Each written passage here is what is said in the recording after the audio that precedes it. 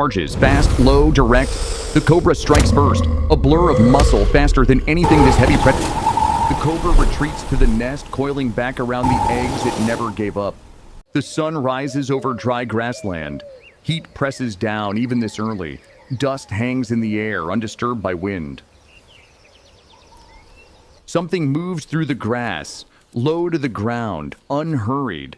It has learned that patience matters more than speed, and speed alone has never been enough out here. Then it stops. This is a honey badger, barely the size of a dog, but built like something far more dangerous. Thick skin, powerful jaws, a reputation few animals in this region are willing to test. It hasn't eaten in 2 days. Hunger is starting to control its choices, pushing it toward risks it would normally avoid. It lifts its head. It smells something new, something worth the danger. Nearby, hidden beneath a tangle of roots, is a nest. Inside it, a clutch of eggs, laid only days ago. Enough food to end the hunger for a week. But nests like this one are never left unguarded. A shape uncoils beside it, smooth, alert. A cobra, longer than the badger, stands tall, wrapped protectively around everything it has spent weeks defending. It raises its head. It is not leaving. The badger moves closer, 15 meters. The cobra's tongue flicks out, tasting the air. 10 meters. Neither animal looks away. 6 meters, and the gap keeps shrinking. And then everything stops. The badger charges, fast, low, direct. The cobra strikes first, a blur of muscle faster than anything this heavy predator can react to. The badger recoils, snapping at empty air. It missed, barely. It backs away, shaking its head. This was the wrong approach. For a moment, it is completely still. It circles instead, slower this time, testing the angle from the side where the cobra's strike is weaker. 4 meters. 3. The cobra rotates with it, refusing to give ground. Every angle stays covered. The badger drops low and digs at the loose soil near the base of the nest, trying to reach the eggs from underneath. Dirt flies. 2 meters now. Less than that. The cobra strikes down, aiming for the exposed line of the badger's back. Contact. The fangs connect just above the shoulder. Venom, potent enough to kill a fully grown human in hours, now moves through the badger's bloodstream. For most animals, this moment is already the end. The badger doesn't fall immediately. It stumbles back, then collapses into the grass.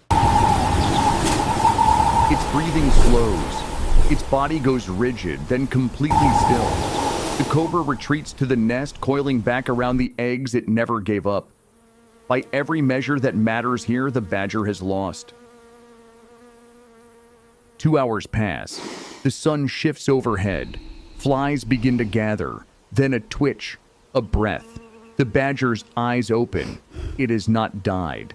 Its body carries a rare resistance to this exact venom, shaped over generations of encounters just like this one. What would kill almost anything else has only put it to sleep. It rises slowly, unsteady, the bite wound already swelling.